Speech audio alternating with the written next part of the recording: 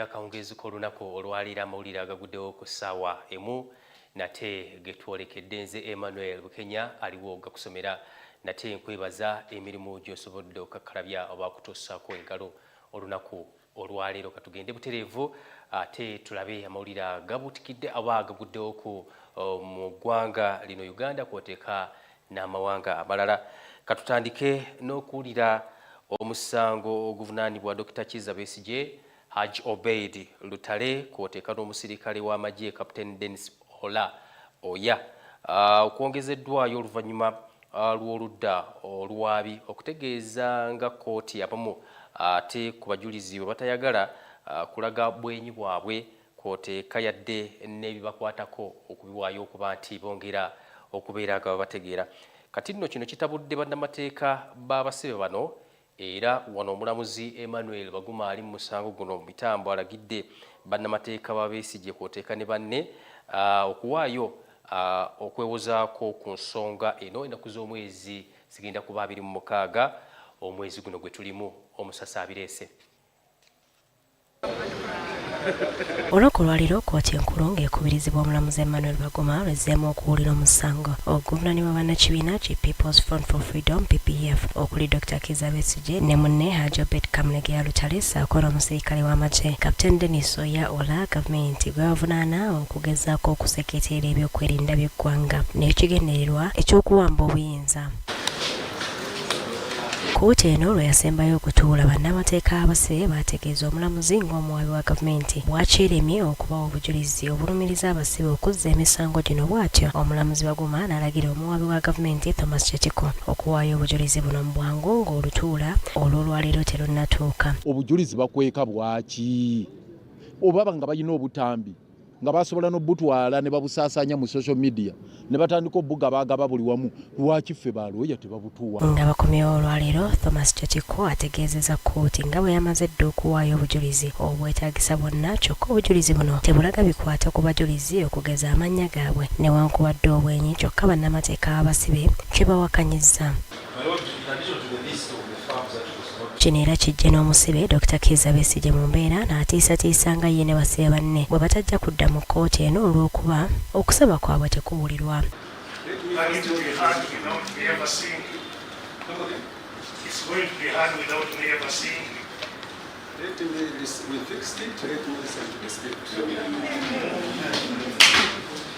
Kyokka ne bannamateeka abamu abasibe bano babadde tebannafuna bujulizi buno. State bano kkooti yabalagira obutasukka nga 3 omwezi ogwokusatu babe nga batuwadde obujulizi bwabwe bonna bwe bagenda okuleeta mu kkooti, naye n'okutuusa olwaleero tebannabumalayo. Bajja babuleeta mu biwagu ate ne bwe twatuukira nga 3 tebaali tebatuwadde na bujulizi bwonna kkooti bwe yali ebagambye otuwa. It means that they do not want to follow the law. The law is very clear. The accused persons must know the case that is before the court for them to be able to prepare to respond. Omulamuzi Baguma asabye bannamateeka ba Besigye ne banne okuwaayo okwewozaako kwabwe ku ky'okukweka abajulizi obutasukka nga 26 omwezi guno olwo kkooti eddemu etuule nga 31 omwezi guno. Baleme kumanyibwa mannya gaabwe wa gye babeera ne faces zaabwe nga tezirabikako, oba bagenda kukikola batya situmanyi, oba bagenda basi bakantuntunu oba kukola kikiga nti face tezijja kulabika, amanya tegajja kumanyibwa, kibi emirimu gye bakola tegijja kumanyika, nawa gye babeera bonna baagala babikweke, then banawa mizimu banawa bujulizi nga mizimu. Justice must not only be done but must be seen to be done, and we were telling the judge, reminding him, we have filed so many applications touching on the liberty. Lukwago ne Martha Karua bagamba tebasobola kugenda maaso na musango ng'abajulizi bakwekeddwa. Byonna bibaddewo omusango wadde teguyinza genda maaso, kkooti n'esalawo nti basaavinge Dr. Besigye era bamusaavinze tuteeke muri reply obutasukka ng'ennaku z'omwezi 26 omwezi guno, then tukomeyo nga 31 tulabe ekiddako ogenda maaso. If you're being told a phantom is giving evidence regarding you, how will you be able to say yes or no, I've met or I know that person without knowing who it is. Kati ekirindiddwa okulaba oba kkooti lw'enaddamu nga 31 omwezi guno omulamuzi Emmanuel Baguma oba anakkiriza okusaba kw'oludda oluwaabi oba okugoba. Adolf Semata yakungaanyiriza emboozi eno ku Lwagugudde TV yagaguddewo. Tukukulisayo munaffe omusasi waffe Adolf Semata olw'eggulire eryo emboozi eyo gy'osobodde otukungaanyiza ate n'otuleetera weewaawo. Nzikiriza ate tweyongereyo n'omukubiriza wa Paalamenti ya kuno Anita Among avuddeyo n'alagira Ministry evunaanyizibwa ku nsonga za Kampala kw'oteeka n'emiriraano okuwaja alipoota mu Paalamenti olw'okubirirwa Sabbiiti ejja ekwata ku mbeera eri mu kibuga Kampala wano mu ggwanga Uganda naddala amataba kw'oteeka n'abasuubuzi abaakosebwa gye buvuddeko emmaali yaabwe ate okutuuka okwonooneka. Kino kizze mu lutuula lwa leero oluvannyuma lwakulira oludda oluvuganya gavumenti ya kuno Joel Ssenyonyi okwemulugunya ng'agamba nti abasuubuzi mu kibuga Kampala baakosebwa nnyo amataba gye buvuddeko nga n'ensimbi kyokka ez'abasuubizibwa ne gye buli eno bategeeza nti tebazifunanga.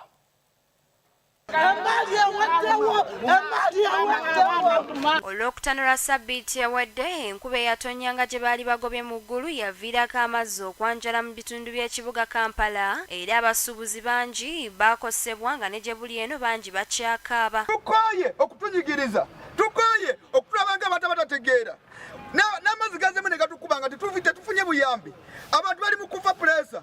Tusaba abantu abafiirwa emmaali obayiririre nga bwe wakyogera kubanga tukumanyi ng'omuntu ataliba. Embeera eno yagira mu kaseera nga waliwo n'abakyali mu maziga olw'amazzi agaabayingirira ku nkomekerero y'omwaka oguwedde ng'ensonga eyanjiddwa ne mu lutuula lwa Paalamenti olutudde olwaleero. The traders would like to know, and maybe government could tether in that regard.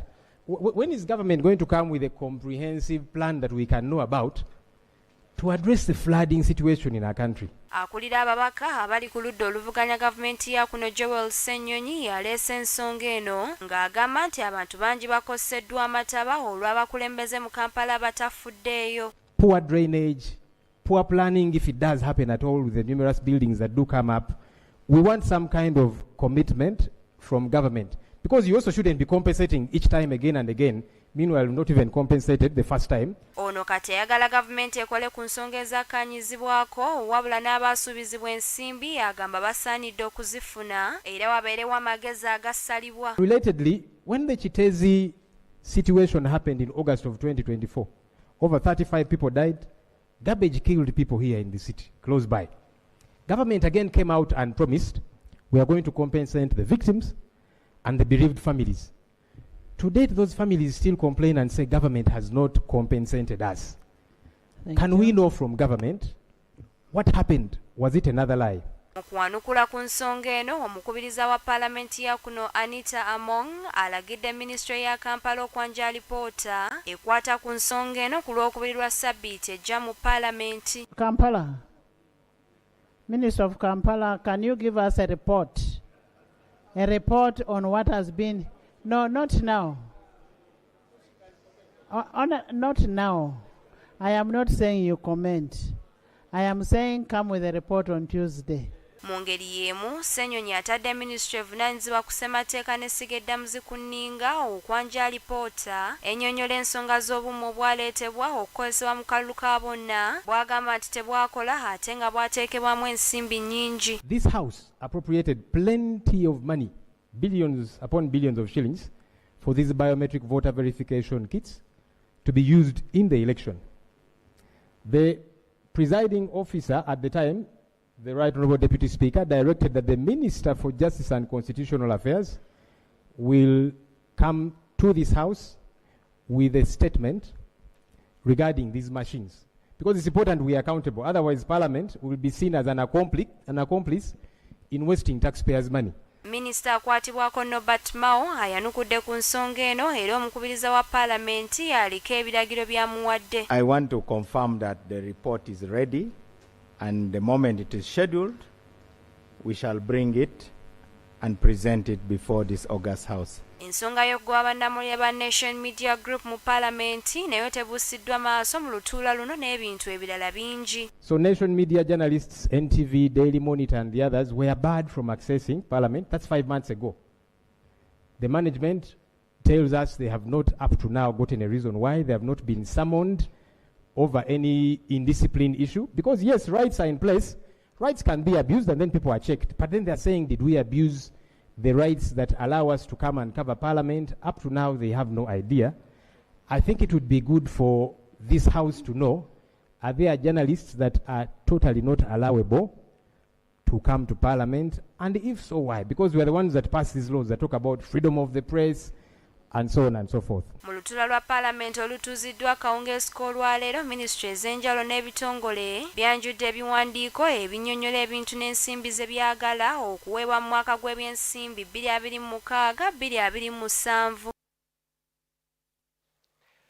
Kale ezo n'ensonga zivudde mu sseeteeserezo wa wano e Uganda oba giyite Parliament yaffe eya kuno.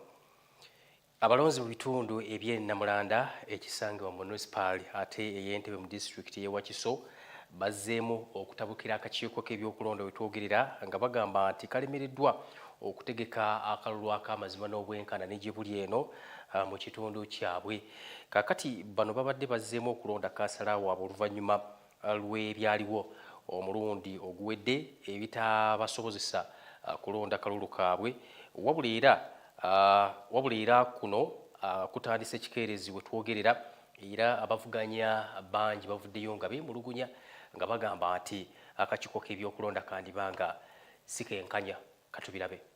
Wetutuukidde mu kifo kino ng'abalonzi bakyankalanye nga bagamba tebagenda kulonda okutuuka ng'obuuma bukoze bulungi ate nga bafunye empapula abajulizi kwe balina okuwandiika.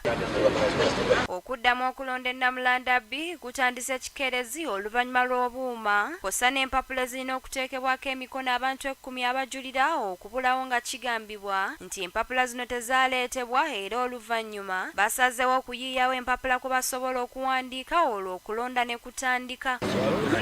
Abamu ku basangiddwa mu kifo kino nga Ssemwanga Simon Peter atutegeezezza nti obululu bwatuuse mu budde naye waliwo ebitabaddeewo okuli empapula abajulira kwe balina okuwandiika naye oluvannyuma basaza amagezi olwo ne batandika. Okutwaliza awamu obululu bwatuuse mu budde naye kitukubye enkikwe nti forms ezirina okutandikirwako okujjuzizaako ba witness tugenza okebera mu boxi nga batugamba tezijjiddeemu. Ono ategeezezza nti wabula n'abalonzi babadde batono ate n'obuuma buganya okukola ekibawaliriza okukozesa enkalala z'abalonzi. N'akulira ebyokulondesa ku polling station eyo tugenza okumunoonya nga ate yatubuzeeko dda. So embeera eyo tugenze okulaba nga balabika okuba nga waliwo akabadi ke batuzannya kwe kulabika nti wabaddewo embeera etali nungi. Ramadhan Segawa yeesimbyewo nga kansala ku kadi ya NUP agambye nti embeera tebadde nnungi kubanga abalonzi babadde batono nnyo baakunoonya kyokka ate n'obuuma obukozesebwa okulonda busoose ne bugaana. Embeera tebadde nnungi okutwaliza awamu taanaapo eri wansi ekitwafekitinze nnyo. Ekyokubiri biometric machine ziganya okusimkaninga serial boxes ezisinga forms kwe tuli gyesalinga abantu 10 ba witness tezijjidde mu box batuwadde empapula plain kwe tuli gyesalinze. Ono agambye nti ensonga lwaki bazzeemu okulonda kwe kubanga obukonge bwa Nnamulanda B tebwajja wabula ne babawa bwa Nnamulanda Lowa ekitaali kituufu kyokka ne yali yakawangula ku kifo kya kansala naye akakiiko k'ebyokulonda kasazaamu okulonda okwo. Bajjawo waliwo electoral area ndala Nnamulanda Lowa ne bujja mu Nnamulanda B ate ne tukontinuinga n'okulonda kalwako nakawangula ne Electoral Commission nekasazaamu nga bagamba kalina okuddibwamu. Abavuganya ku kifo kya kansala abazzeemu okulondebwa babadde basatu okuli Ramadhan Segawa owa NUP, Betty Nakabuya wa NRM ne Simon Muwanga avuganya ku bwa Namunigina. Emmanuel Maweje yakusakidde eggulire lino ku lwagugudde TV agaguddewo. Weewaawo kaakati ate bwe tugenda mu maaso weewale nnyo Emmanuel Maweje olw'emboozi ezo ky'osobodde otukuŋŋaanyiza. Kaakati bwe tweyongerayo abazadde okwetooloola amasaza ga Buganda kati bakowoddwa okwongera okwagazisa n'okuyingiza abaana baabwe ab'obuwala mu nteekateeka z'obwannalulungi ezitegekebwa Obwakabaka bwa Buganda buli mwaka. Okusaba kuno kukoleddwa akulira enkola eyambako abakyala okwekulaakulanyanga okuva mu kibiina ekya GRO Dr. Aisha Ruth Kasoro bw'abadde ku mukolo gw'okutongoza empaka z'obwannalulungi bw'ebyobulambuzi wano mu Bwakabaka obwa Buganda ez'omwaka 2026-2027 essaawa yonna ezigenda okutojjera. Katubirabe. Wakati mu kwongera okutumbula ebyobulambuzi mu ggwanga Uganda, Obwakabaka bwa Buganda bwatandikawo enkola y'okulonda bannalulungi ab'ebyobulambuzi era ng'etegekebwa buli mwaka, wabula ng'ewagibwa ne gavumenti eya wakati, era bano balondebwa mu mwezi ogw'omukaaga ng'eyalondebwa omwaka 2025-2026 ekisanja kye kinaatera okukuba obuluku mu mutwe, n'olwaleero anaakwata bendera y'omwaka 2026-2027 enteekateeka y'okumulonda egiddwako akawuuwo. Wakati mu kutongoza enteekateeka eno, omukolo geetobiddwako abagenyi ab'enjawulo bangi okuli akulira enkola ekwasizaako abakyala okukulaakulana okuva mu kibiina ekimanyikiddwa nga ekya GRO Dr. Aisha Ruth Kasoro, ono nga yabadde omugenyi omukulu saako neyavuganyako ku ntebe y'obwammeeya obwa Kampala Beatrice Nambi Mau kwoteeka n'abakungu abalala bangi okuva mu Bwakabaka bwa Buganda. Mu kwogerako eri abantu, ssenkulu w'ekitongole kino eky'ebyobulambuzi mu Buganda, Buganda Heritage and Tourism Board, Najibu Nsubuga alambise ekigendererwa eky'okulonda bannalulungi n'ensonga lwaki enkola eno weeri. Okuvaayo enteekateeka eno y'ebisuubizo mu Uganda okuwa eddoboozi eritegeerekeka amangu nga liweebwa abo bannaabwe bye bategeera, ate n'okuyamba abaana bano okubazimbamu omwoyo gw'okwekiririzaamu n'okukola ebyo balowooza nti basobola kubikola mu nsi.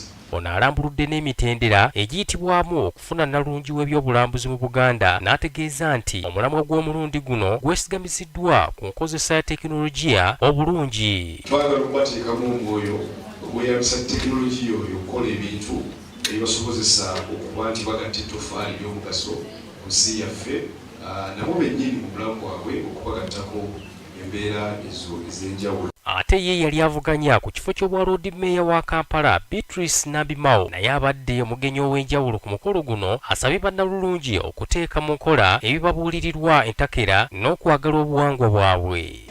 Nga bw'ogamba nti ebikeeka mutuula mutya, mubuuza mutya, muwaata mutya, kuga tuleme kubyerabira era mbyenyumirizaamu. Dr. Aisha Ruth Kasoro akulira enkola etumbula abakyala mu byenfuna emanyikiddwa nga eya GRO, nga yabadde omugenyi omukulu ku mukolo guno, asabye abazadde okulekanga abaana baabwe okwetaba mu mpaka zino ez'obwannalulungi nti kubanga za nkizo nnyo gye bali. Abaana bonna mu Uganda njagala bakubiriza n'abazadde nti Miss Tourism Buganda twettanira abaana baffe okugiyingiramu, twettanira abaana baffe okugibeeramu, ate tubawe support. Kyokka akutidde abawala baleme kulabanga bulungi bwabwe obw'okungulu oteeka n'okubukozesa mu ngeri embi, wabula bamanye nti enneeyisa yaabwe kibeera kintu kikulu nnyo. Birungi ebituliko tubikozese okukyusa abalala, ekyo kijja kubayamba nnyo. Ate mu byonna mwesige Katonda, mu byonna ajja kubawa obuwanguzi.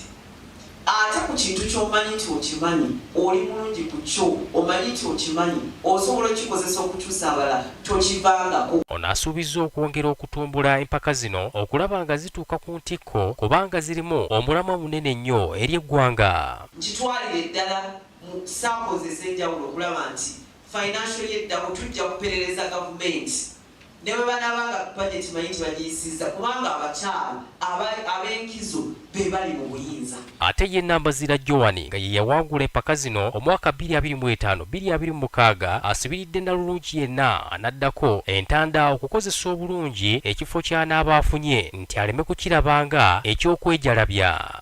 Eri omuwala anaddako ku bwannalulungi, eno si ngule yokka wabula buvunaanyizibwa.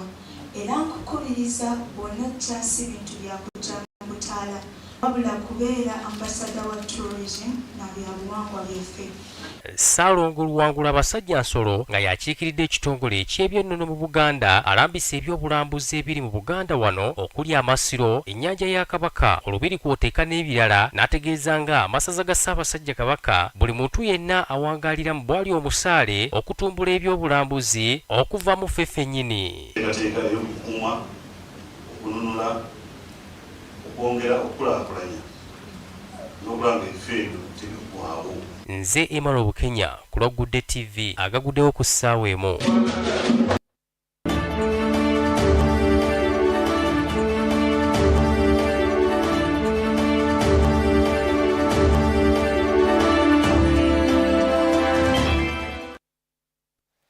Kale kaakati mu buli sabbiiti olunaku olwokuna tukuleetera emboozi yaffe ekwata ku byobulamu.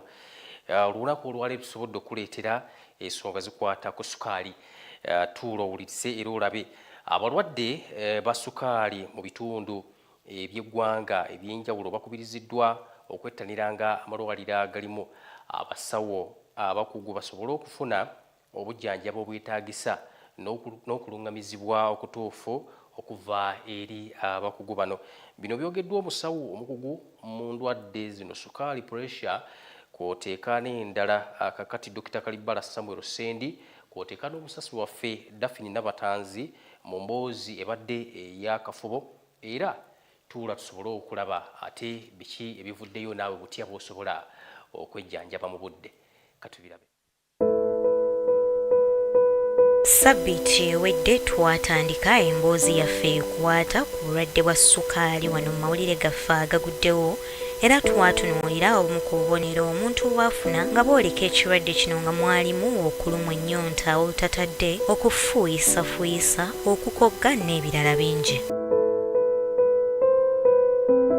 Wabula tetwakoma okwo, twategeera n'ensibuko y'obulwadde buno awamu n'ebyo ebisobola okuleeta obulwadde bwa sukaali. Tukyali ne Dr. Kalibala Sendi Samuel okuva ku Gombe Medical Services ng'ono mukugu mu ndwadde zino, era ng'olunaku olwaleero tugenda kutunuulira engeri gye tusobola okujjanjaba obulwadde bwa sukaali.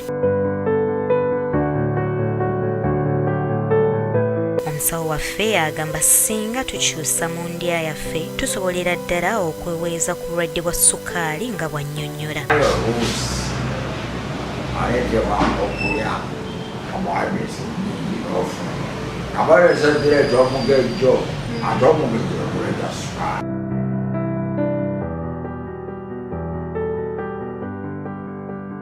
Kawunga, monde, muwogo, soda, osigwanjuki, juice, mulimu birye nnyo omendu. Onera alambuludde emu ku mmere ennungi eri emibiri gyaffe era nga tesobola kututeeka mu katyabaga ka kufuna bulwadde bwa sukaali. Oba oli emmere, esowaani y'enneeto, kimu kyakuna kubeereka emmere yakawaani. Kimu kyakuna kubeereka enva, ejjagalo linye wakawonya malenyanjako, ettunutundu lino kubeereka ebivaava. Mu ngeri emu agamba sukaali tawona naye waliwo eddagala erisobola okumuweweeza. Abato bo babeera ku mpiso za insulin obulamu bwabwe, naye abakulu tulina bayo amakerenda. Amakerenda nga metformin, glucosamine,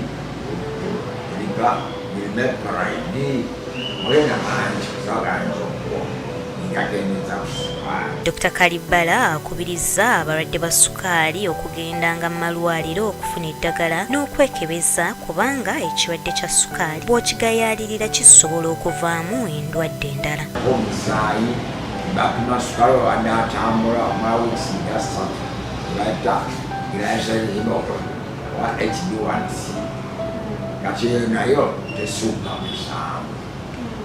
7. Kale ebintu ebiryabawo bigayidi omusawo n'amanya nti omulwadde wa sukaali oba omusi mulwadde wa sukaali. jjukira nti okulya obulungi, okulya enva endiirwa, ebibala, emmere etaliimu ssukaali n'amasavu mangi, okukola dduyiro by'ebimu ku bisobola okuyamba okwewala okufuna ekirwadde kya ssukaali.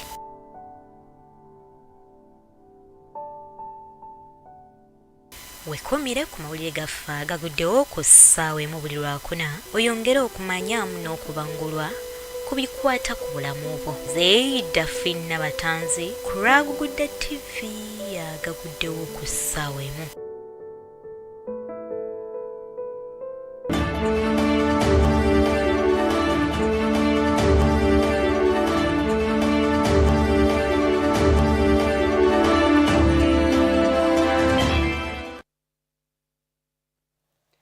Okyali mawulire agaguddewo ku ssaawa emu nange Emmanuel Kenya kankutwale butereeva ate mu lugero olw'olunaku kwoteeka amakulu gaalwo. Olugero mugaguddewo. Kubanga mazima empeera weeri n'essuubi lyo teririmalibwawo. Amakulu ng'abakkiriza Kristo tulina essuubi si wano wokka ku nsi naye ne mu ggulu, era essuubi eryo lya lubeerera. Engeri 23 Olunyiriri 18. Olugero mugaguddewo. Kitundu kisooka katusooke ate naffe tusooke tuwummulemu tunywe ku lwendo lw'amazzi wabula tugenda kukomawo n'ekitundu ekyokubiri mugaguddewo ku ssaawa emu nange Emmanuel Kenya kankuwummuzeemu.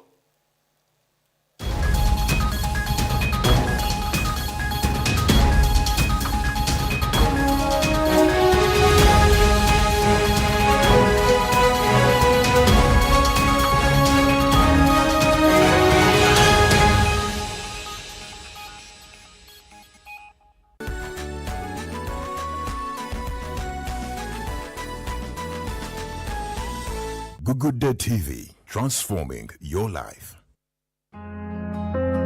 Okoye okwegoba n'abakozi ba keeki. Kati nno Cake World tukola keeki z'emikolo gyonna omuli wedding cakes, introduction cakes, wamu ne birthday cakes mu flavour ez'enjawulo nga coconut cake, lemon cake, orange meat, vanilla n'ebika ebirala bingi. Tusomesa mwenna abaagala okuyiga okwekolera keeki omuli abawala n'abalenzi. Tusangibwe Matugga mu Kito ng'oyise ku ofiisi ya chairman. Tukubire oba WhatsApp ku 0748 57 31 ne 0706 82 12 96. Cake World for quality cakes.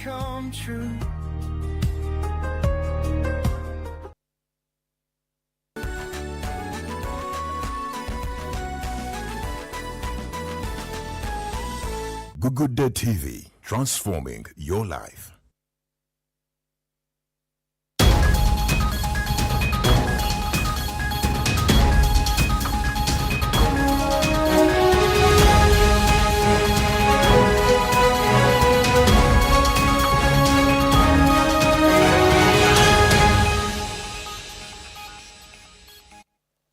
Tukomyewo n'ekitundu kyaffe ekyokubiri mawulire agaguddewo ku ssaawa emu.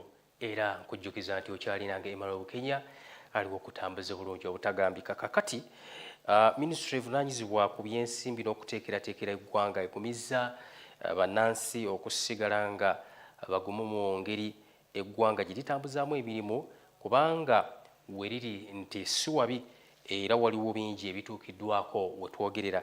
Kakati abamu ku bakungu okuva Ministry eno babadde basinkanya akakiiko kanoonyereza ku nsonga y'enkozesa y'ensimbi w'omusolo bangi ke bamanyi nga Public Accounts Committee oba kayite paaka, era mwe kizuuliddwa nti waliwo ebikyali ebirumira bingi mu Ministry eno naddala ensonga z'okuzimba ebintu ebyenjawulo wano mu ggwanga. Nkatubirabe. Ministry y'ebyensimbi akakyo kano eri mu kutunuulira buli awali eddibwetereze kyokka n'obukiiko bwa paalamenti obwateekebwawo okulondoola ebikolebwa nabwo tebutudde era nga n'akavunaanyizibwa kulondoola enkozesa y'ensimbi y'omuwoomusolo kakunyiza yafesi y'omuwandiisi wa Ministry y'ebyensimbi n'abakozi abalala. Akakiiko kasoose kutunuulira engeri abantu gye bawolebwamu ensimbi okuva mu banka ez'enjawulo saako n'abawooza ab'ebitongole eby'obwannakyewa nti ensimbi z'omusingo ziba nnyingi ekiviirako okulemererwa okuzzaayo. There is no investment where you can make that you have put 8,000 shillings, but in a month you will make 50% to be able, in fact more than that, because you start paying immediately. So if you do it up, you will discover you're paying about maybe 100%. They give you 100,000 in the morning, in the evening you pay 120. Daily. That's what they are doing. This market here, Kalwero, Nakawa, you return with interest. So it's not just the company, just go to the market here. Kyokka omutesiteesi omukulu mu ministry eno Ramadhan Gobi yategeezezza ng'ebyensimbi we biri yaddeyaddeko era n'asambaga ebitongole ebigamba nti ensimbi ezibiweebwa ntono ddala nti awamu si kituufu okuggyako enkozesa yaazo y'ebeera embi. The issue is no longer about the money itself, because even if we go to 200 trillion as we budget here, you might find that some of those areas, that's why Madam Chair, we are very good to bring in that aspect of how do we ensure that these service providers, the people who are supposed to provide the service to the citizens, are doing the right job in local governments everywhere. Wano ssentebe w'akakiiko bw'abuuliza lwaki buli mwaka ebizibu by'ebimu ebyoleka mu minisitule eno kyokka nga batuuka n'okupangisa abayambi okugonjoola ebizibu abakungu mwe bategeereza nti waliwo enkola eriwo okulaba nga buli kimu kitereera. Something is not right because for the last 5 years things are not moving on well. Challenges of the PAPs, those have been the case. Access of loans before, application for loans before even we are ready. So there have been challenges that have been there for quite some time. And even for the next the same financial year, these are the very challenges that are going to arise. And hopefully for the next financial 26-27, these are the same things that are going to come up. So honorable colleagues, finance is not going to give, which answer do you have here? It's being upgraded to add in modules to capture exactly what the Auditor General has raised. And in addition, it's going to have a module for tracking implementation of projects. But we're also exiting projects, some of them which have over. How I wish you had had a list of those ones, because you may find some of our roads there. Those that, hey, huh? If we had, can we have a sample of those roads that are going to be soon exited? Maybe they have an attachment somewhere. Minisitule eno terina nkola erondoola mirimu gikolebwa nnuŋŋamu okuli ebisaawe by'omupiira Namboole ne Nakivubo ekireetedde n'ababaka abamu okutandika okwemulugunya ku kisaawe ky'e Namboole oba ddala kikyali mu mikono gya gavumenti. If there is, how I wish the auditor had given us examples of a few projects that had gotten funds in excess of the cost, the estimated cost and value. This would assist auditor, look through and see whether we have some of those projects. Which costs are we now putting into our books? Because the statement here is very clear from the auditors. Renovations have taken place, and I don't know how we are going to avoid going back to the same challenges that we have been having in that place. We are not consolidating the information, we don't track. I don't know what we're going to do. Nakivubo might be in different hands now. We should comment whether Nakivubo still belongs to us. Is it still under government? Are we still having hold on it? Why is it appearing in the books? Have we exceeded Nakivubo? We need to talk about it. Emmanuel Bukenya yakusakidde eggulire lino ku Lwagugudde TV agaguddewo.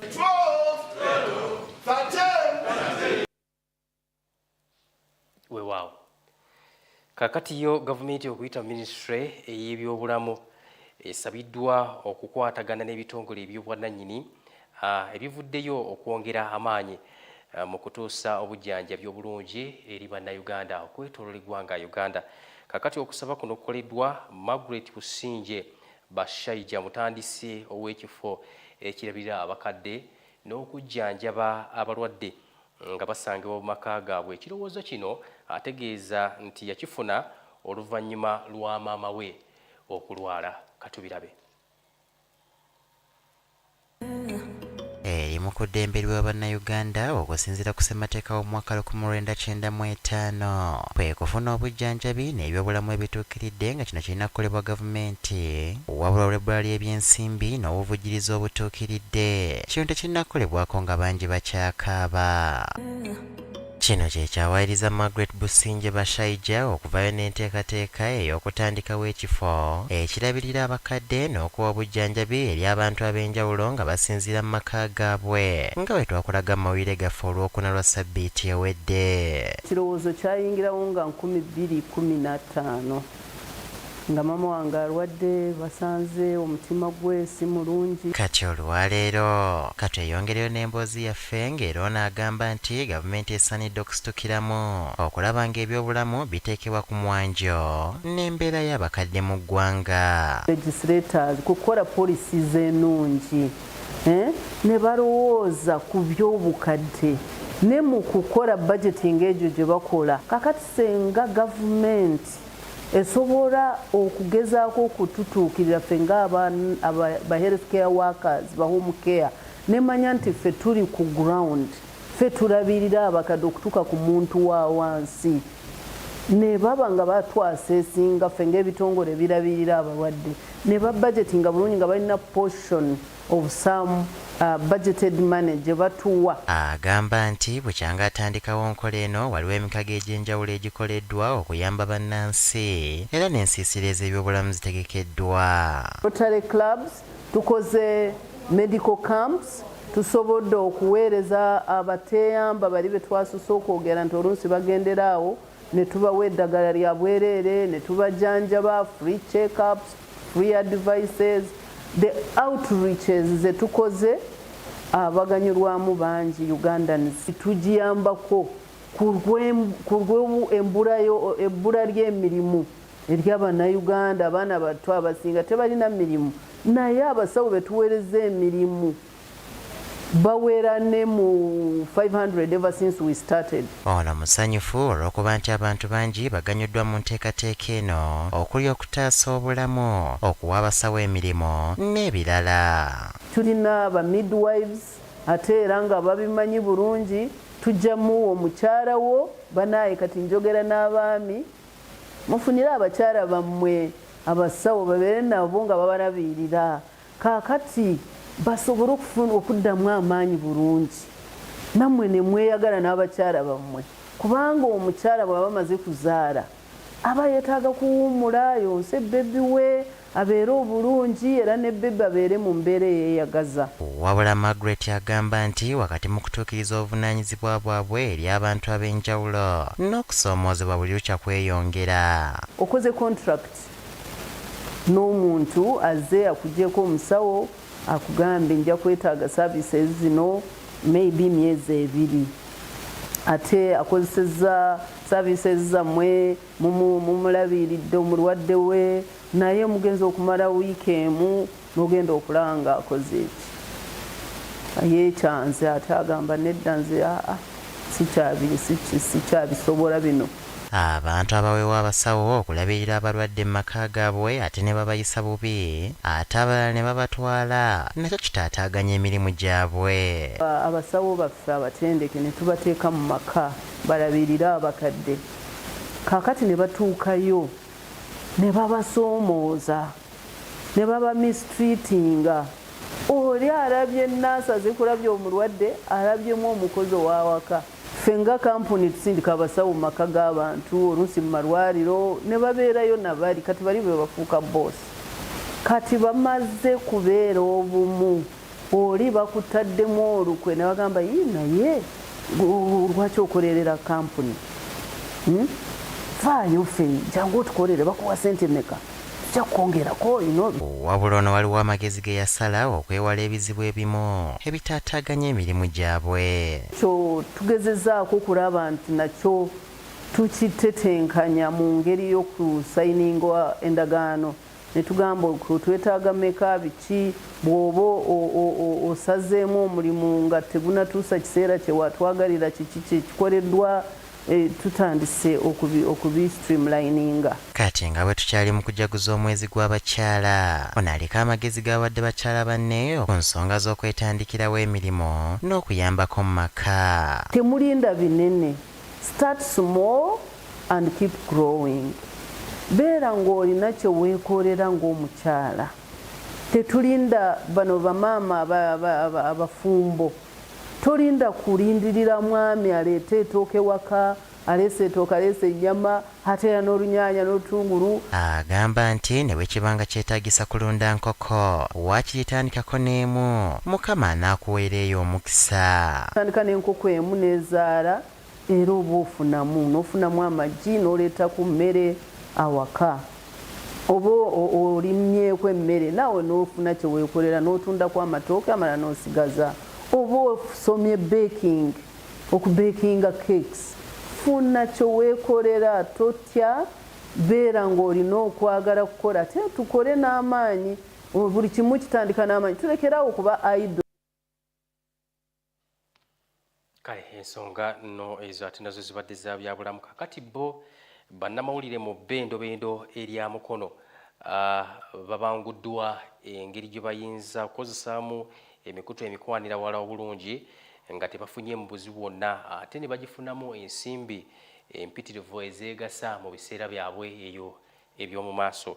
Bino bitegeezeddwa Lydia Nakiguli kw'oteeka n'ebitongole ebirala, era ababanguddwa bakubiriziddwa okubeeranga ekyokulabirako eri abantu abalala bannaabwe, ng'omusomo guno gutegekeddwa mu YMCA mu bitundu eby'emukono.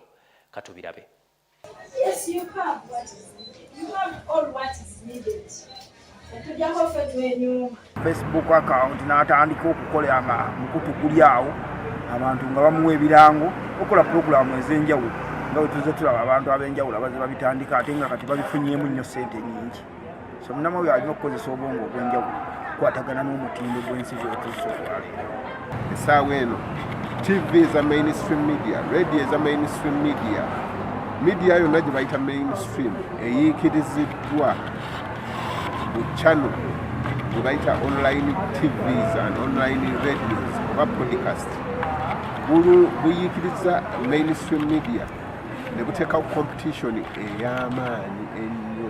Tuyize bingi engeri y'okweyisaamu, ebintu ebyokukola abantu b'okutuukirira n'engeri gye tulaba nti tulina okweyisaamu nga tulubira okufuna ebintu ebirungi mu industry eno eya journalism and mass media. Tugezeemu okubeera confident, okubeera n'obuvumu, obuteetya n'ebirala bingi. Tena tusobolamu bwekuba nga tuyize engeri gy'okutuusaamu, engeri gy'oku-approachinga abantu.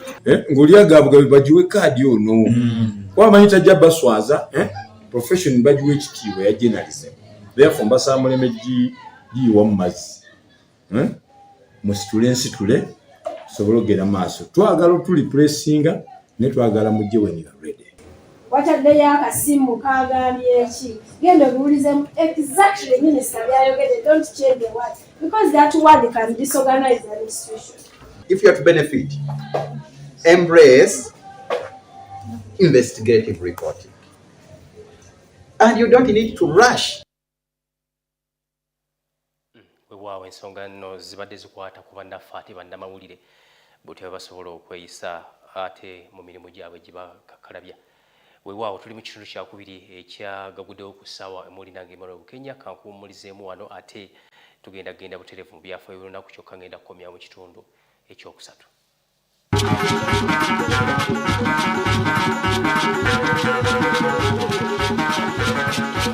Leero mu byafaayo. Bwali bwe buti ng'ennaku z'omwezi 12 omwezi ogwokusatu omwaka 1999 amawanga okuli Poland, Hungary ne Czech Republic geegatta ku mukago gwa North Atlantic Treaty Organization NATO. Ebyafaayo biraga ng'omukago gwa NATO bwe gwali gujaguza emyaka 5 nga weeguli olwo amawanga ago ne gagwegattako. Kati emyaka giweza 27 bukyanga bino bibaawo.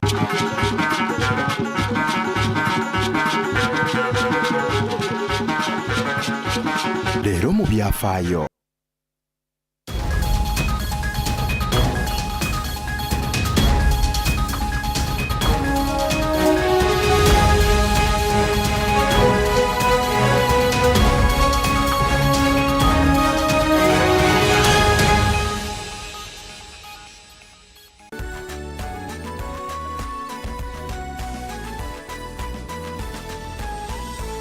Good Day TV, transforming your life. Wayagala ebyuma ebirungi ebyogera basita pasiteri atunda nange ngoma n'ejjita zonna basita pasiteri amplifier n'emizindalo basita pasiteri ebitala bya siteegi ebyebika byonna basita pasiteri ebyuma bya ivexi tubirina byonna basita pasiteri awutudde wa sikirini tupangisa basita pasiteri ku kizimbe kya Newmark William Street basita pasiteri kati ndogendayo musajja mwesigwa kituufu endo gye gisoboka ekibanja mpola akikwata bagula ebyekkanisa jangu ewa pasita pasiteri tusangibwa ku kizimbe kya Newmark ku William Street ku ground floor room number N31 opposite DFCU Bank esimu noti 7800 ne noti 7522 wano wokka we tusangibwa.